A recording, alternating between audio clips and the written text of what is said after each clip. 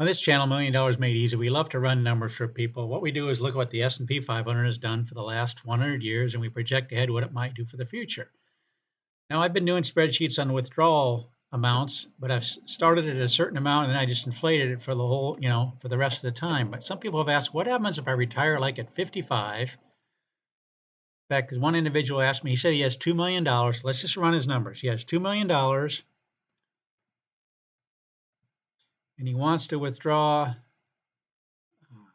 100,000 a year. I'm just going to do 8250, which would be 99,000, which would be a 4.95% return. I want to make sure we're getting all this right. He wants to give himself a 3% COLA.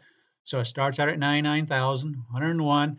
So he's taking this out of his nest egg. By the way, we also want to do a 70-30 split for him, meaning 70% stays in the S&P 500 and 30% goes over in a cash reserve account. So when the market's going down, the money's coming out of there. He didn't ask me to do that, but I highly recommend to have at least a 70-30 split. In fact, that seems to be about the best one we found, one of the numbers. But he also said after 15 years, he's going to get Social Security, and so he's not going to need this much. In fact, he's going to need about 2 to 3% less. So I'm going to start this. He said in the 15th year. After 15 years, we're going to change this to, we're going to just do 6,000 here a month, assuming that he's getting like 2250.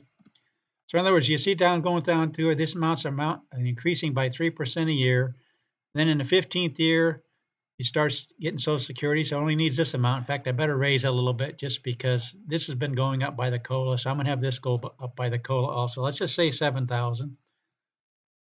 That's what I can do for you now. I added this to the spreadsheet. So for those of you that retire early and don't take Social Security initially, you're going to have to take this money out of your S&P 500 account or your cash reserve account, depending on what the market's doing. But then once Social Security kicks in, then you don't need as much. In fact, I'm gonna make this 8,000. This looks like such a big drop off. Oops. Bear with me a second. 8,000. We can change these in any number ways that you want. So say you're going along here with these COLAs, and all of a sudden you get Social Security and you get like this much. You start at 8,000, then that increases by 3%.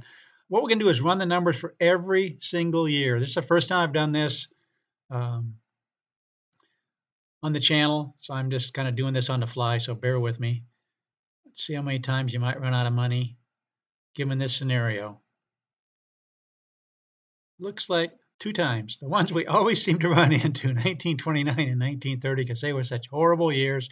Because if you look at it right here, you're starting out with 4 down years and another down year, 3 more, big one right there, 35. We've seen in other videos that when you have 3 or 4 down years in a row, that can really knock you out. And so we've looked at 1973 and 74. Those were 2 down years, but the ones that really often hurt us too were the more recently 2000.